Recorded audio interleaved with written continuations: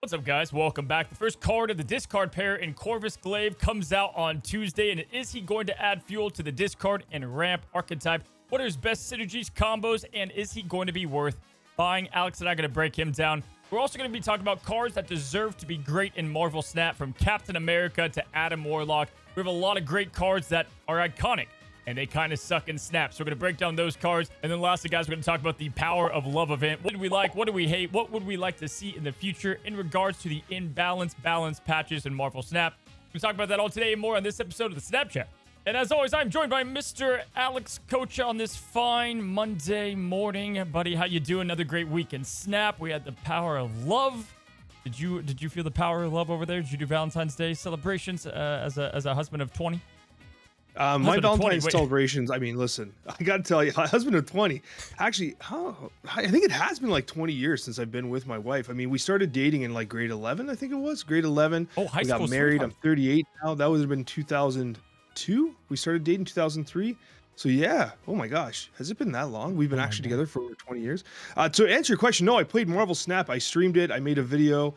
And then by the time I got to bed, she was already sleeping, woke up the next day, and that was that. There you go. I love you, but I did get 48 cubes, so, you guys can both be happy. Father of 20, husband of 20, I don't know. But anyway, we had the Power of Love event, our first balance patch that seemed to take over the OTA. I mean, you definitely have thoughts to talk about that later. But other than that, how's the snapping been? I mean, we had no OTA, so kind of more or less more of the same, but in somewhat of a healthy meta that has doses of, more archetypes than others. Yeah, absolutely. I don't want to derail us like right off the top, but I gotta say this. I've been having a lot of fun playing Pokemon with my daughter. I'm trying to get my daughter into playing card games, and cause I think it's pretty cool. She's in grade 2, get her reading, strategizing. It's a shared interest, right? We've been collecting cards, ripping packs, but most importantly, I've been teaching her how to play competitively and been taking her to some shops around nearby to hey, check out kind of the youth tournament scenes and stuff like that. Nice, dude. And I gotta tell you, it's been so much fun sharing my love for card games with my daughter, and it's been great. I recommend it, honestly. It's been something that we've been able to do together and have a lot of fun just experimenting, ripping packs, playing strategy. And hey, let's just say daddy misplays quite a bit, and she has a winning record against me. I've seen they have those my first card game or Pokemon card game set or whatever. I tried to give that to my son. He just ate the cards. He's too young yet. But okay, this is very judgmental territory. More so than zoo animals, more so than Costco trips. Hit me with top 2, top 3 Pokemon to you all time. Oh, geez, that's so hard. I mean, I've always loved Jigglypuff. Jigglypuff's near the top, if not the top. I've always been a sucker for Bulbasaur. I think his voice is really funny. You would be a Bulbasaur guy. You strike me as a Bulbasaur. I can smell it.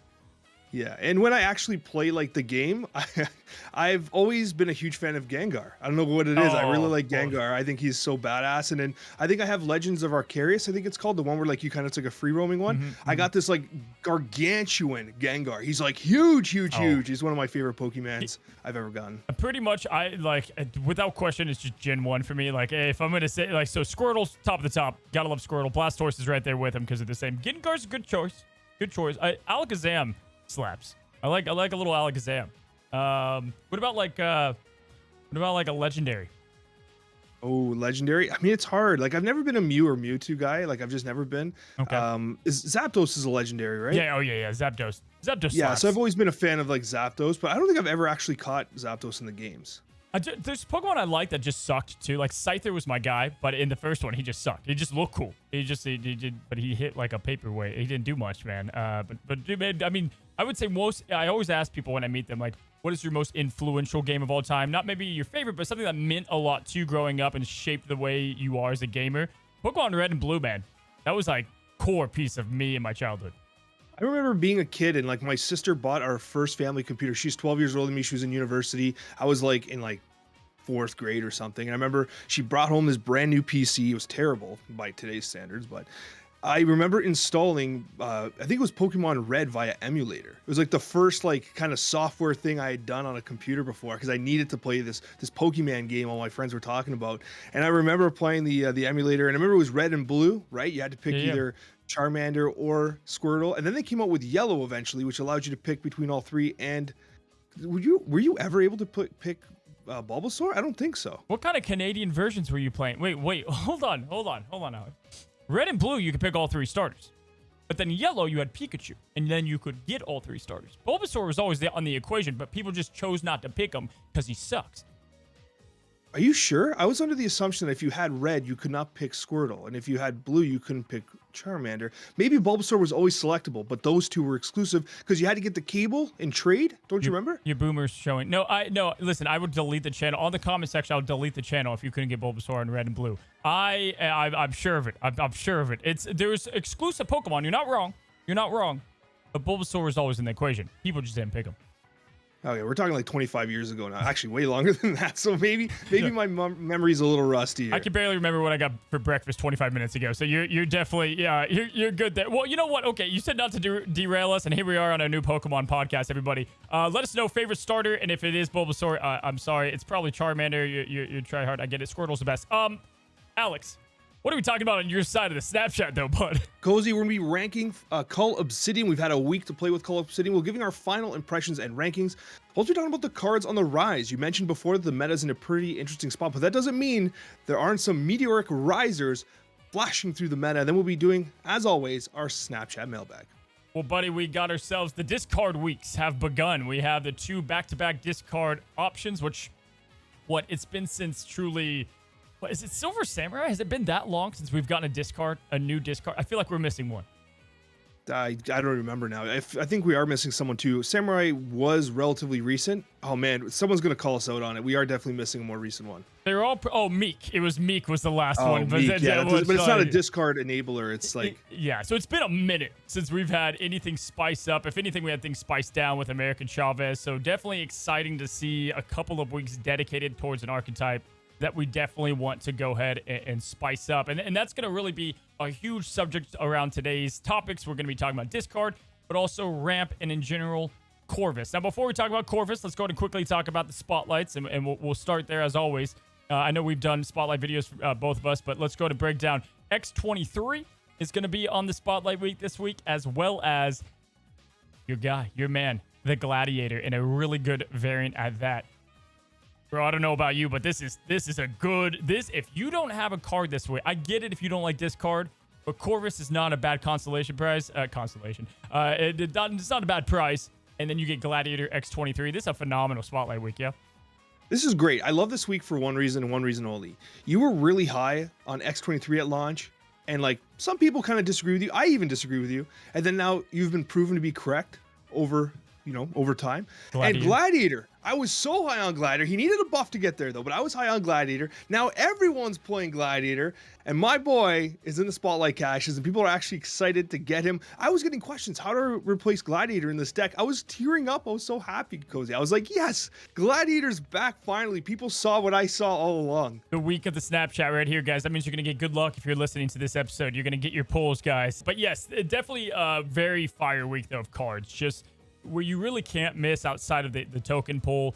The variants are really strong too. If you play these cards, Gladiator for one doesn't have like a ton of great ones, or really any. He's missing a ton of them. So this is a good week to get a new Gladiator variant if you're playing that a lot.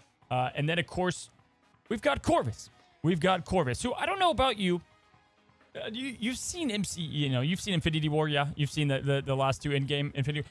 So Corvus, just out of the bunch of them, just like I was always like, what is this Lord of the Rings character doing in this movie? He didn't really like, he stabbed Vision. That was his claim to fame. And that's like all he did that was notable for the entire movie. I think so. Yeah. Massive spoilers, by the way, but that's fine.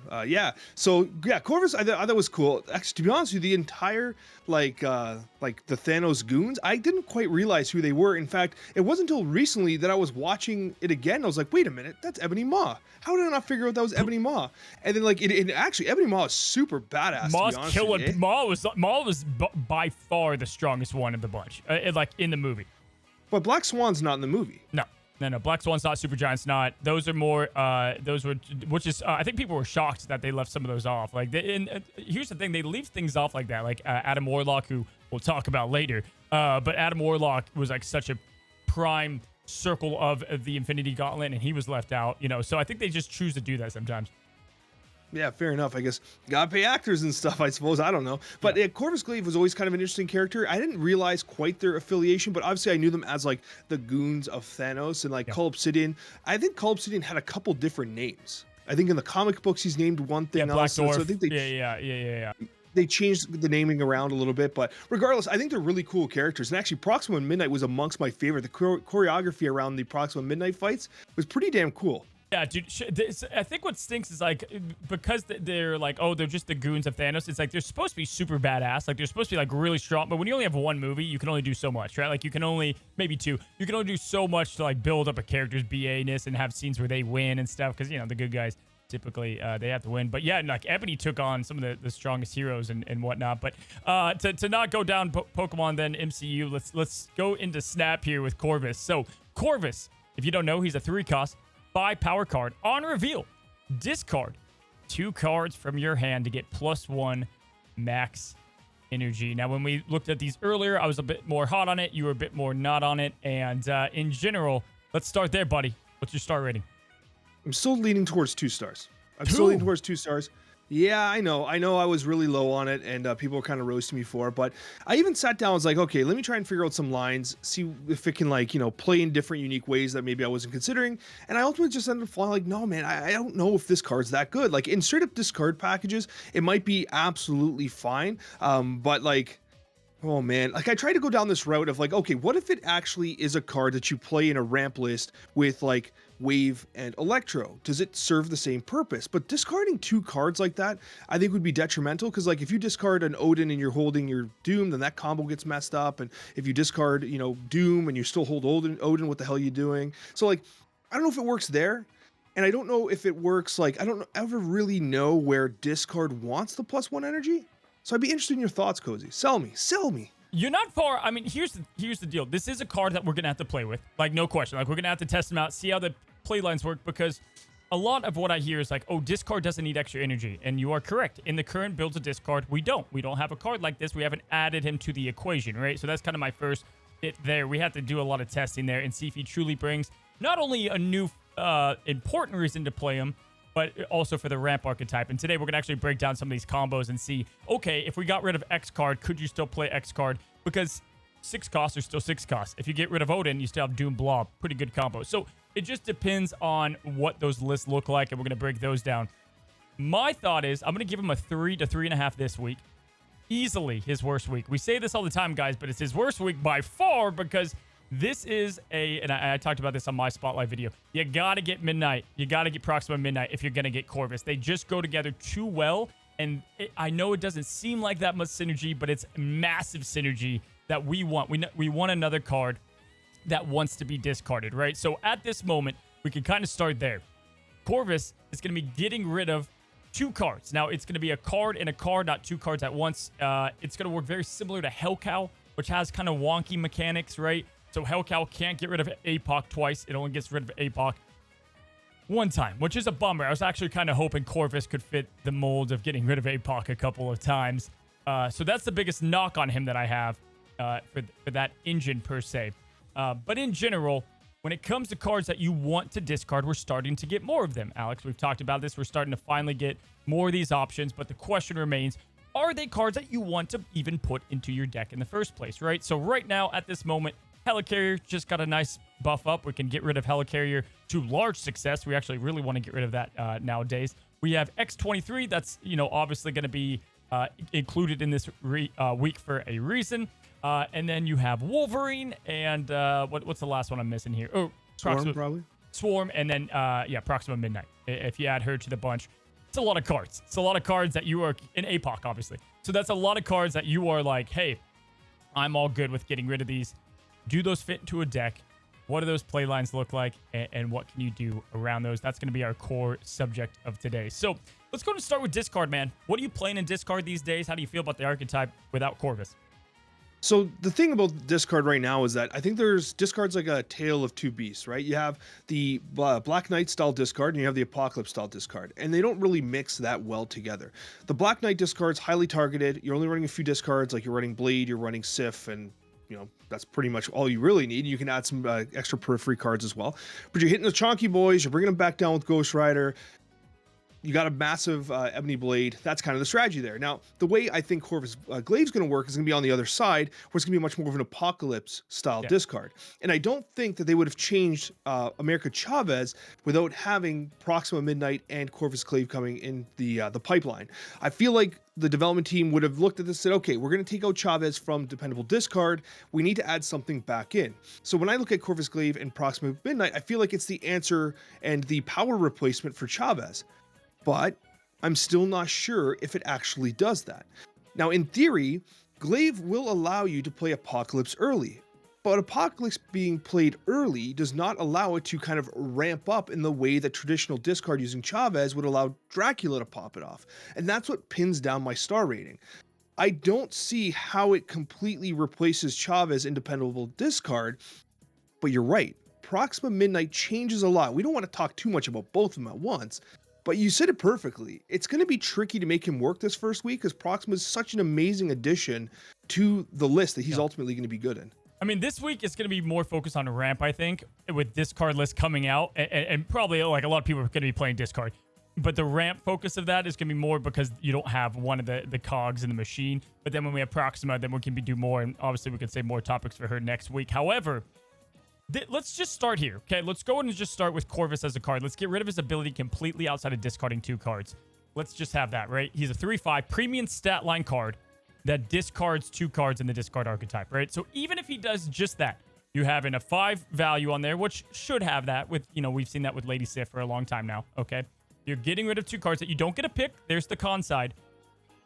Just that alone, right? You could play that late. You could play that on turn 6 if you need to beef up your Morbius, you need to beef up your Dracula and start getting those up a little bit. You could play that when you don't have other things to play, if you have, multiple swarms because you happen to open up with a Blade Swarm. There's a lot of different actual play lines of just having the discard option. That's great. Play that into Wong, whatever you might want to do there to build up what we've known in both Morbius and Dracula and APOC. Those are the kings around discarding more cards. We actually really like that. It's a hell cow that you don't really have to worry about getting a Zabu out to play early or play it on 4 when you want to play something like Dracula and take bigger risks.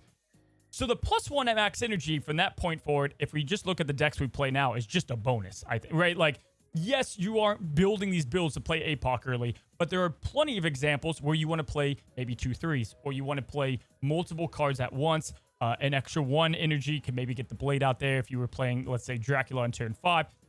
Whatever it might be, there are plenty of instances where that might be something you want to do. If you get rid of X-23 or Helicarrier, that even opens up even more so, right? Because you're going to be able to have even more energy. You get +2 energy if you get rid of X-23, which is kind of silly. And not to mention, this can't be countered. Mobius and Mobius can't counter this. Nothing can really counter that. So just getting the max energy as far as discard goes will be nice. And you get the discard kind of engine going alongside it. Also notably, Alex, is if you've played a lot of discard lately, there's not a lot of 3-cost cards that you play on 3 besides Lady Sif. Like, it's kind of a weirder turn, if you will, no? Yeah, Dawkin, I think you can as well. Yeah. But yeah, it's Sif and Dawkin, and even Sif sometimes you hold back because like you're holding MODOK, you're like, bruh, right? It's like, you don't want to discard a key component. And it's funny because like some of my early kind of pen and paper designs have had like, okay, what if you do something like, Quinjet early into Collector, Corvus Glaive on turn 3, pop off on the Helicarrier or something like that. But I'm like, well, would you really need Corvus Glaive to do that? Because wouldn't you just use Sif? Isn't that better targeted? And I'm like, okay, hold on. Okay. What if we get rid of the Quinjet, try to take advantage of the +1 energy? And I'm trying to work out these lines, and it just seems so muddy. And I feel like so many decks, so many of the best decks really rely on consistency. We have these pop-off lists, right? But I think there's an element of consistency that really helps. And when I look at Corvus Glaive, and I know it's not a fair comparison, but I look at Swordmaster. Swordmaster's a 3/6. Discards are 1 card randomly, so it's a very premium stat line, but it is never seen play because the random nature of that discard could be detrimental. And while we're saying right now, like we're kind of both agreeing, the extra 1 energy for a discard is not like, it's not as necessary for this archetype as opposed to some others. I lean towards it being a trap. Like you're losing consistency and you're getting the extra energy, but you just like, you're hitting, oh, I just hit my MODOK and I hit my Sif. and now I'm still holding Hella Carrier. What the hell do I do now? Yeah, so I totally get that. I think a discard, the cool thing about it is you have a lot of agency of like to do these like crazy play lines. Like Destroy, you're playing the play lines, they can see what's happening. Whereas discard, you're kind of like looking at your hand and when is it optimal to play. And so in a situation of a deck like that, I actually really like him in, right? Like, let's say it's turn 1, you don't do anything, okay? You don't get the pop off. Maybe you get Meek down, I don't know. But you don't get the Blade Swarm, right? So you hold on. 2, you play Morbius. Cool. You have 3. You have Corvus and you have Collector. Well, yeah, you look at it and you're like, well, that's kind of a risk, right? If I play Corvus now, I could get rid of Collector. I could get rid of... So you play Collector down on 2, but then on turn... Or on 3, but then on turn 4, maybe it lines up. You top deck Swarm. You play Blade to discard the Swarm. Then you play Corvus. You have 2 Swarms out there and the APOC. And then at that point, you're kind of going to your late turns with extra discards for the Morbius and the Collector getting points. And you have a lot of play up. That's where I see the snowball happening. And actually, the consistency is better than we think. You combine that, so I think that list might be okay, right? It's the play lines and the way that we have to do it.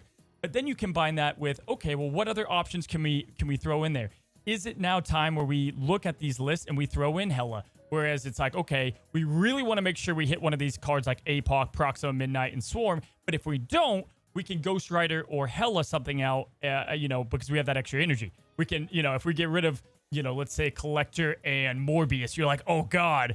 But then we get the extra energy. We top deck Hella. We get them all out, 3 out on the board, and you're all of a sudden feeling pretty good about it, right? Yes, discard lists are tight, but they're not destroy tight. They do have a couple rooms, for throwing in some extra cards there. And I think maybe that's where Ghost Rider Hella could actually come into play with Corvus. That's fair. I mean, it does give a little added flexibility as to when you could play Hella. Like you slide Hella behind an Invisible Woman early, play down some power, put power where you want it, then allow Hella to do her thing after. It's actually kind of a good point, but like I don't see the reliable line. And like another thing I was kind of thinking about, and I mentioned your thoughts on this, was there's one card in particular in discard that I always find like I know I need to play it and I know I want to play it, but I never want to commit the energy to it at the time because it just feels bad at the time. And I know it's like a nearsightedness, but Dracula, right? Dracula is a 4/1. Love him. You often want to get him out. You have to get him out on 4. You don't want to get him out on 5 because you usually got a MODOK and it kind of switches the play style up a little bit. The problem with Dracula is that he doesn't benefit from Corvus Glaive. If you play Glaive on turn 3, Dracula on turn 4 is still just possible. You're not actually ramping the Dracula out early. So I'm like, okay, if you can't get Dracula out early with Corvus Glaive because it's being played on 3, that doesn't really benefit there. So I'm trying to think of like what situations does discard actually want that 1 energy? And I guess I end up in like, okay, Dream Dimension, I guess, but because you're not building this the list we're talking about right now. We're not building to be a ramp deck, right? We're building to just be more discard. So like you're not always playing Corvus on 3. Sometimes that's not the play you want to do. You want to, let's say just play that Collector play, and then you're like, okay, then I'll do Dracula on 4, and then you're like, okay, we're already in turn 5.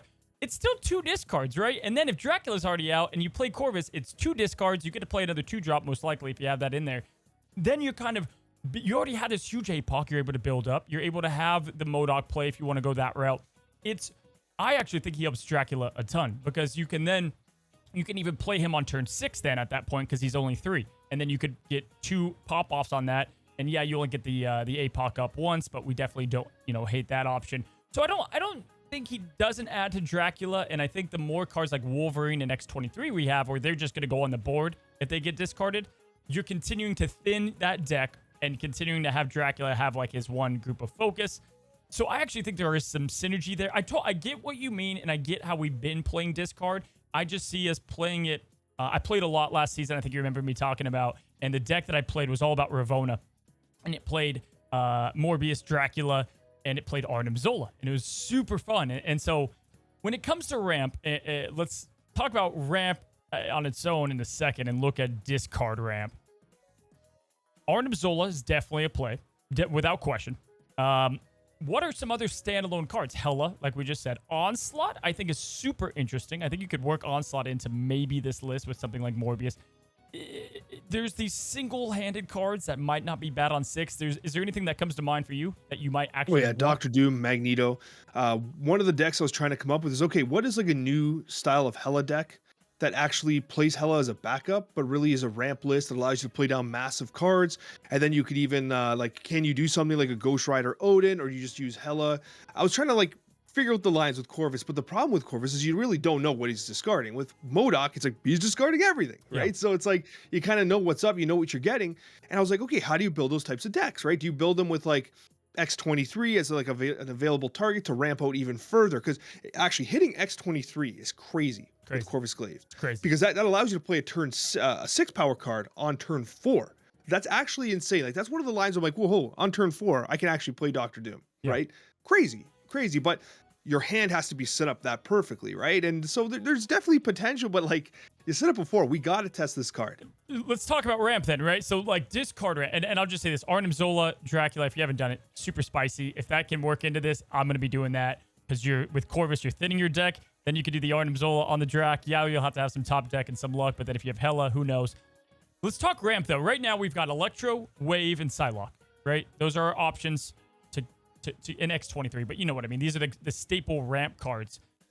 I think this is where a lot of the more top end players and or just the general public is like, will Corvus just be a better option here? And you led to your worries when we started the Snapchat is that will it get rid of these combos that you end up wanting to do? Where I'm on the end of, we have so many great independent cards now.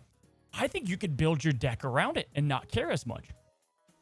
That's fair. Like, does Blob actually care? Like, if everything else got discarded, does Magneto actually care if everything got discarded, right?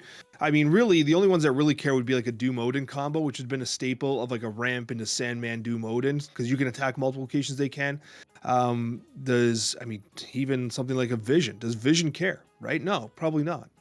So, and that's where I land. I think, like, let's take Doom Odin, okay? So you play Corvus on 3. You can set this up a couple of ways. On turns 1 and 2, you can go ahead and you can have the X23, right? You can have the safe cards, the Proxima Midnight, if you want to go that route. And we can go that route whenever we can. But as of this week, or you could play like Snow Guard, Mirage, other card generation cards to like kind of keep filling your hand up. I was kind of thinking of that, like, okay, like maybe add to the madness a little bit. It's okay if we fill up our hand with some of these cards that could be other targets leading up to Corvus. But let's just say we play Corvus on 3. All right, that means 4, we could play a 5 cost, and then we can move on to a couple 6s. The way I look at it is, if we get rid of Odin, okay, Dr. Doom, Arn, and Zola is actually even a better combo at that most of the time. You fill out the board completely with that combo. If we get rid of Arn and Zola, then you do the Odin combo. There are going to be times when you get rid of Odin and Doom, right? And it's like, oh, what do I do? Well, you've got Blob and Taskmaster. You have Eliath and Odin. Like, I feel like there's enough combinations now in the general ramp list that there's enough out there to just ramp out, and you're getting 5 stats on the Corvus, and you can play multiple cards if you can and need to at that point. It's fair. I'm just concerned because like in that type of list, you're not running, like you might run X23, but you're not running Swarm. You're not running like a lot of those other cards we talked about where like Wolverine's not being run to absorb a hit. So therefore you're going to be getting rid of value. And so like if you do that, like do you play Hela on turn 5? Like do you actually just play out a Hela early and then focus on your Magneto or whatever you think you need it? But then you're susceptible to Shang-Chi, but they can't Shang-Chi everywhere. Yeah, the way I look at it is we could end up seeing something like kind of weird, right? And it go in with like a potential X23 Sandman, Hela, good ramp cards. And then it's like, okay, at that point, you get Sandman out as soon as possible. You have Hela to then bring back a lot of the cards that you just got rid of. And then you're going to really take over with the Sandman, limitations that your opponent has. And then you just pigeonhole them. I actually think Sandman is a really cool card with Corvus, because there's no downside. If you get rid of Sandman, then you have the other, then fine, right? You just go with the pure Doom route with the Odin or what. There's only 2 cards getting, gone here. But I think that's a very interesting option to go with the Sandman route. And then, you play a Hela to get back some of the stuff that you lost. And then ultimately, the other cards could just be one other ramp card. Let's call it Electro, probably would be the one that makes this list. X23 and Proxima. Yeah, and probably Jeff as well, because Jeff's a really mobile 2 cost that you can play on 2. But you're right, like you're probably not playing anything on turn 1. Maybe Jeff on turn 2. Turn 3, you're holding these cards. You probably have a fairly stacked hand, so losing 2 isn't that bad. But it's crazy because you know Hela's going to be gone half the time. It's going to be like boom, see ya, Hela, which is fine, right? Because you're like, oh, there's my backup plan, but I have Odin and Doom now, right? Or like, it's like, again, it's only 2 that can go. There will be times, don't get me wrong, where like Odin and Hela go, and you're like, oh shoot, like that, that totally agree there. The other ramp decks that we have right now, are all based around the Galactus builds, right? Where you have these Nimrod Destroyer builds. And that's another build where I think it's very interesting because you don't, you've got Hobgoblins in there. You have Wolverine in there for the Galactus. So there's actually some synergy there. Maybe X-23 would fit in this build. And then all of a sudden you have Wolverine, Nimrod, Destroyer, and you can kind of work those into, the fold in the mix. And I think that's also something really interesting that he could work into. And then lastly, like we just talked about, let's say Hela in that list, or even more so like Sandman. I think there's just these standalone cards that, hey, I put a target on me, like, I get it, I hate these cards, but let's not forget, man, Sandman, Leech, even Professor X still are just super strong to get on turn 4. Like, really solid positioning cards where, like, you can get rid of your Odin, but if you got your Leech out on 4 and you have 2 more, turns to do, whatever with, it's deadly. It's mean. You don't need a combo for these cards. And so that's where I see some pretty strong potential. Maybe we even bring back the old days when I was playing like Howard the Duck with ramp, and you could see what's kind of ahead. So you have a bit more like of a dependency there. I think ramp has the chance to have a lot of sexy, cool play lines with Taskmaster, Arnim, Blob, Doom, Odin. You name it, you keep going. Onslaught, Iron Man, where it won't matter if we get rid of 2 cards. Technically, if you get rid of Leech on turn 3 and you Hela on turn 5, Leech comes down, drops, and then applies the effect going into turn 6, right? So it's actually not that bad now that you say it, but it's, I mean, people are going to be tilted. No one likes a Leech player, but you are right. Technically, if you hit Leech with Proximo, you got the extra energy, allows you to play Hela a turn early, brings the Leech down, impacts them on turn 6. What cards win you games by themselves? That's just the way I look at it, right? Leech is one of them, Blob's one of them, and I think we can build those into a Corvus ramp list. And then I think for discard fans, it'll be more next week. We'll see a taste. We'll see a taste this week. I would be careful to take any... It's going to be tough to give this guy an evaluation this week without Proxima because she truly does add so much free power. But we'll start kind of to see the Legos build in the set here this week, and then we can make an appropriate decision. But if you are going to go for one, get the other one. I think that's Alex, both of our advice. Even, period, they're going to be discard cards in that nature, right? No question about it. So we'll have to see. Corvus definitely one of the most question mark cards this really month by a far margin. And I'm excited to see him play out and what that looks like. Let's move on, man. Let's go to the next subject. And this is one near and dear to my heart. We've talked about buff cards before, but we both wanted to have this conversation. We've seen Dazzler be buffed now like 5 times. Dazzler, the world famous Dazzler. But we have cards in Snap that I truly think at this point in time, say what you will, guys, we need iconic characters to be great. There are characters in Snap that when someone downloads, they expect it to be a good card, and we want it to be a good card. Spider-Man was a great example. They did a good job there. We're going to talk about cards that we would love to see. We just had the OTA not happen because of this other imbalance patch. So we're only going to have, I think, one more OTA in the month. Let's talk about the cards. That OTA, and hell, let's bring it into March. What cards deserve to be great in Snap, Alex? And no question, I think the way we kick the combo off, we've talked about some of the same guys before, but it all came back when I was doing a discard Ravona list, and it comes back to not Corvus, we just talked about him, Adam Warlock. Adam Warlock is the one I want to kick off the list, buddy. Talk about a man who's been just crapped on by the MCU, by the Snap team now. What can we do? What do we do with something like this? Does he not deserve to be great? Adam Warlock does deserve to be great. Legitimately one of the strongest heroes in Marvel's universe, and he's absolute poo-poo in Marvel Snap. He's been around in a couple different properties. He was in the Guardians of the Galaxy game. I don't know if you had a chance to play it. I actually loved it. He was a core component of that, which was really cool to see. His lore is fantastic, and if you look carefully at this Flaviano Ultimate variant, which of course Cozy has, he's holding the gauntlet. He's holding the gauntlet, and only absolute chads can hold the gauntlet. And listen, I've tried Adam Warlock in like Bass lists. I've tried. He's so awful. He's always the worst card. Unplayable. He's always the worst card. Heck, I would say after this love event too, because Captain America got more play. He's like never really been playable ever. Like there's never been. We're going on a year and a half. There's never been a time to play him, and it's crazy. It's Adam Warlock, and his mechanic is really cool too. Like, I get it. They need to be careful. We surely have stronger mechanics out there now. It's not, launch day of Snap anymore. This has got to be one of the biggest crimes, though. No question. It is one of the biggest crimes. I wonder, like, okay, you have a couple dials to turn here. Making them a 2-1 would be interesting because you could play, you try to guess a location, get that free draw the first time. Or if you make them a 1-0, that could Hmm. be interesting too. Because on turn 4, you can play them with like Gladiator or something to try to like win a location with power.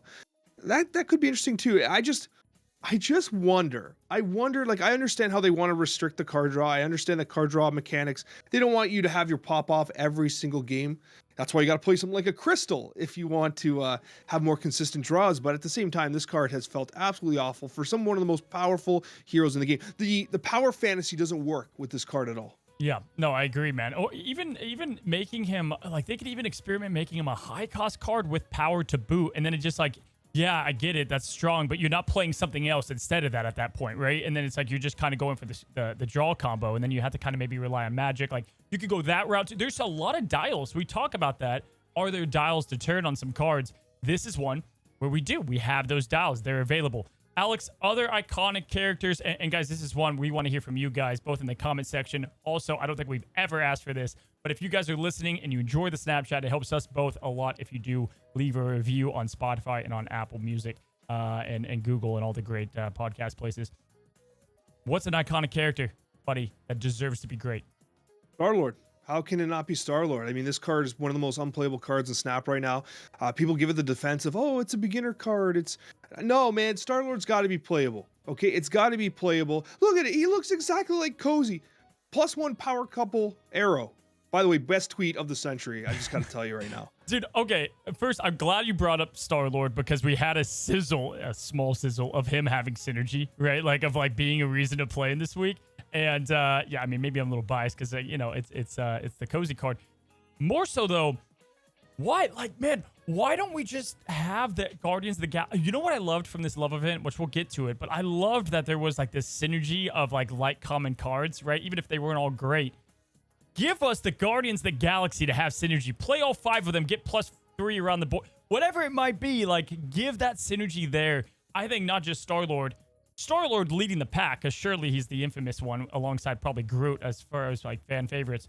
But also, like, an iconic group, bro. That's just Bullocks in this game. Not good. They're not great, and I definitely want to see some love there. I had not thought that perhaps we're like mending these two topics together a bit, but I had not thought that like the power couple event was actually perhaps a test to this like tribe attempt to like get like these stats across the board, like kind of like how you have Murlocs in Hearthstone, right? This is actually kind of a preamble to that, isn't it? Yeah, and it's not hard to keep track of. Like, the first couple days, I was like, I lost a couple, like, She-Hulk Daredevils or whatever. But, like, you know, if I see Star-Lord played, I'm like, oh, he's probably going for the combo, right? Like, we can build that into our, you know, I get they don't want to throw too much at us. But, like, you don't have to do this with everything. You don't. But, like, the Avengers, right? They're lackluster by themselves, but together it'd be really cool. And that's kind of the theme of the Avengers, damn it, right? And same with the Guardians of the Galaxy. And so much so, I actually wanted to bring this up because I just mentioned Avengers, so I might as well. I want to talk about Nick Fury, right? We just last week talked about Valentina, and she's going to be doing this really cool thing with 6-cost cards. Great.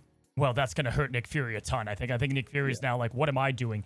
I think Nick Fury deserves a flavor boost. I think do something like Valentina with the Avengers and their -2, -3 cost, right? Like you can get them for cheap, but like Thor isn't the best to get early, but you could get Iron Man. Black Widow's pretty cool if she was 1 cost. Maybe, you know, Captain America at a 1 cost is great too. Like, I would love to see Nick Fury call the Avengers or any Avenger set card with -2 cost or that. I think he deserves to be great and different, and we've seen it now. He just doesn't work how he is. No, I mean, and this is post buff Nick Fury. Nick Fury used to be a 5/8, drops to a 4/5, right? And I mean, he had his moments, like when we were really testing him, but like new cards came out. I don't want to say there's been power creep, but like there's been additional combos that you can play, and he doesn't stand up. He just does not stand up to the latest rounds of Marvel Snap. If you're looking to win games, there's better ways to win games than play Nick Fury. It's that simple, right? Yeah. And I love the idea of having these types of like around the board buffs, like Maria Hill, Nick Fury. How is that not like a combination of some sort, right? Maria Hill, like they ain't a power couple, but I mean that is legitimately a really cool line, right? Like I don't know. I'm just saying. Well, you have Mockingbird coming out, so when Mockingbird comes out, every card you play that wasn't in your deck, she's cheaper. She's a 5/9. That's another thing. It's like make Nick Fury cheaper because right now you would not really have that. That combo would not be able to play out with Nick Fury. But if you have cheap Avengers, then you're kind of like getting things rolling there. And then you have this shield synergy. And that's we love new archetypes. And then we could actually have like this shield archetype kind of into the game. Same vein, another card I had, 4 costs, kind of in the lines of Nick Fury. I know you're very passionate about.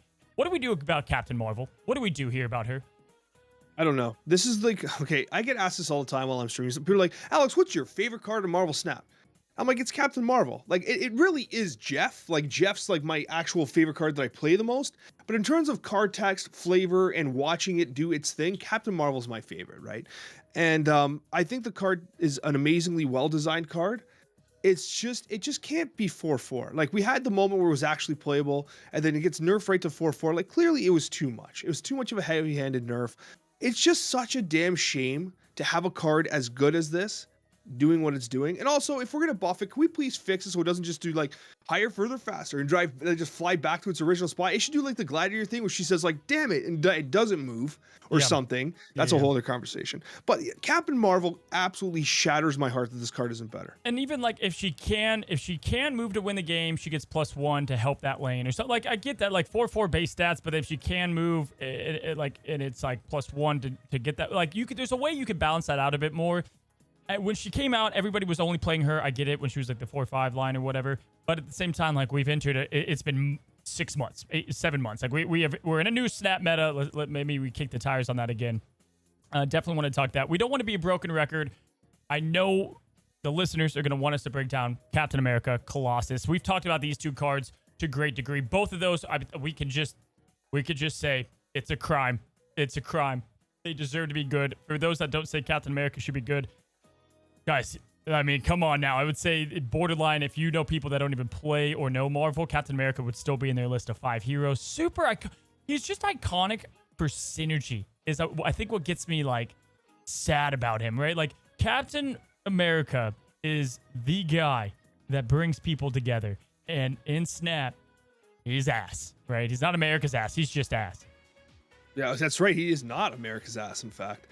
He is just bad. And it's like, it's unfortunate because, like, I mean, so iconic. Like, literally one of the top selling Halloween costumes in Canada is Captain America.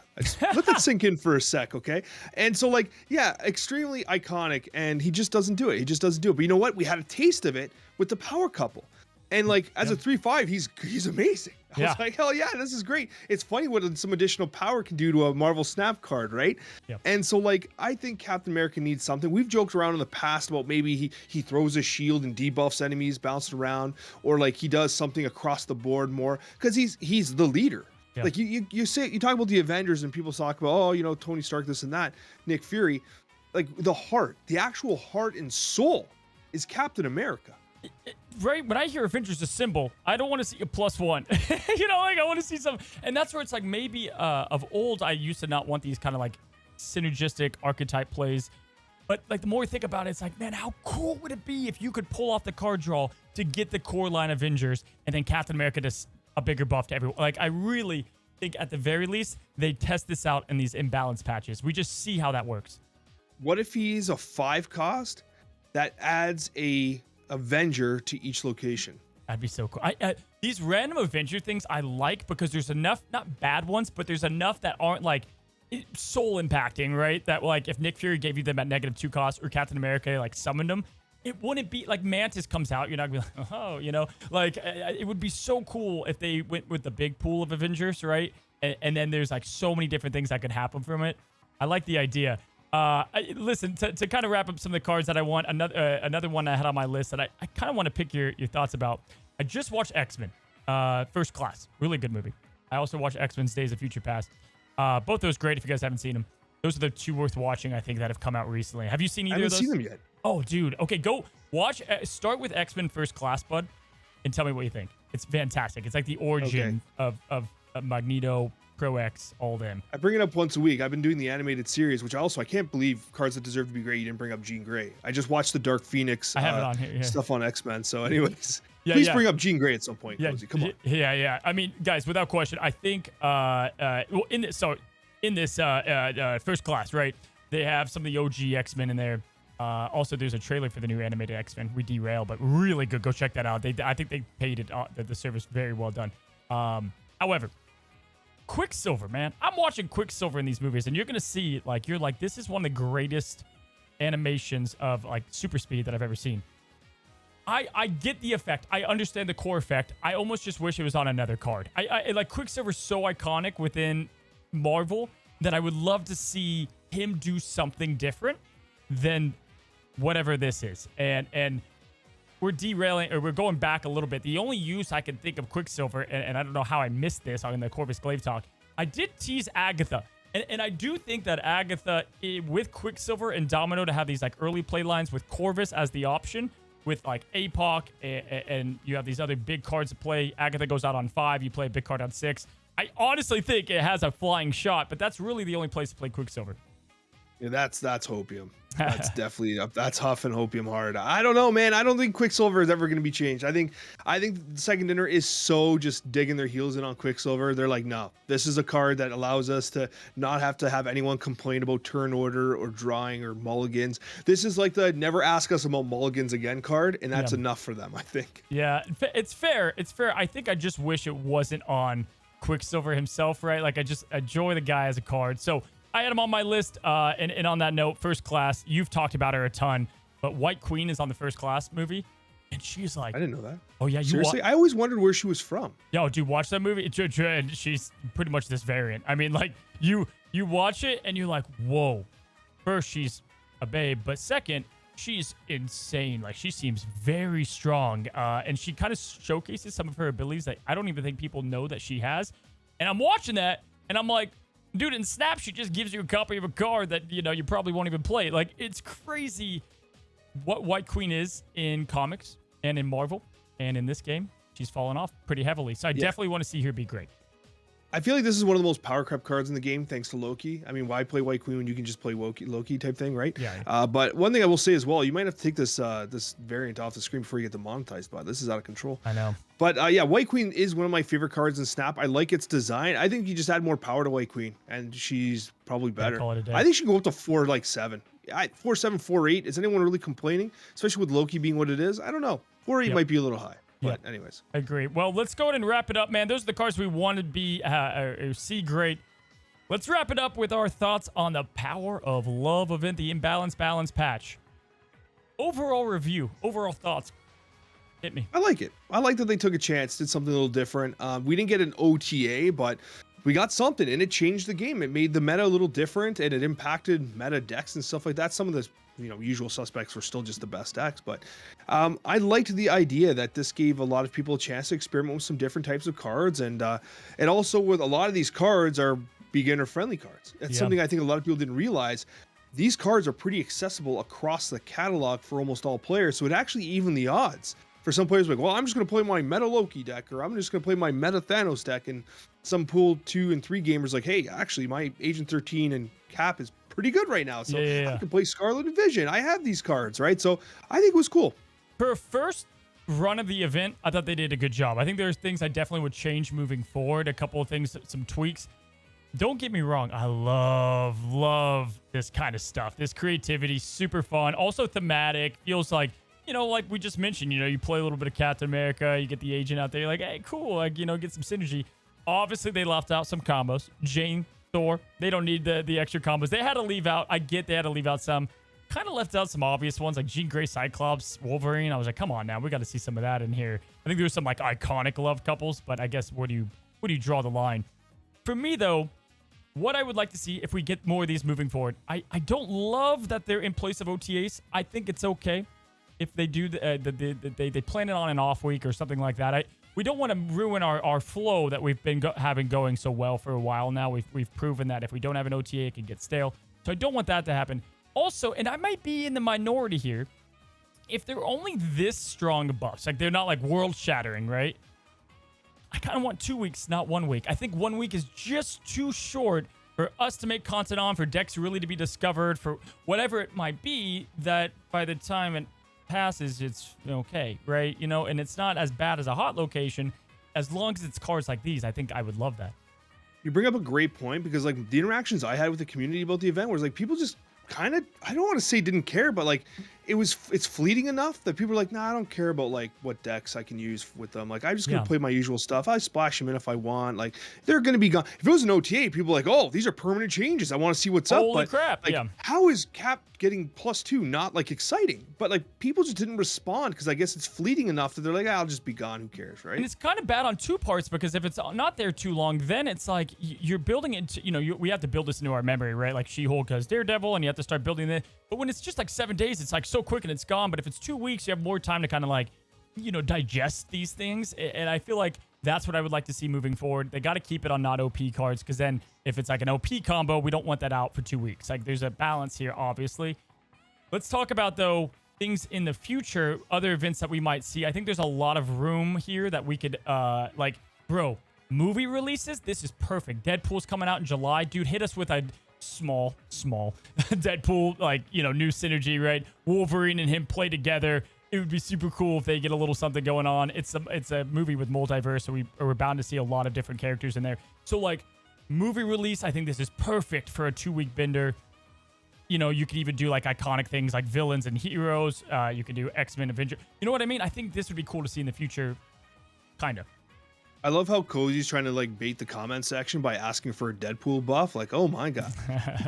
Cozy's Right. like, hey, can we buff Deadpool, please? I was That like, would be a great idea. Ain't no way everyone's gonna be mad about that. Yeah, right? plus It's one. like- Yeah, exactly. yeah.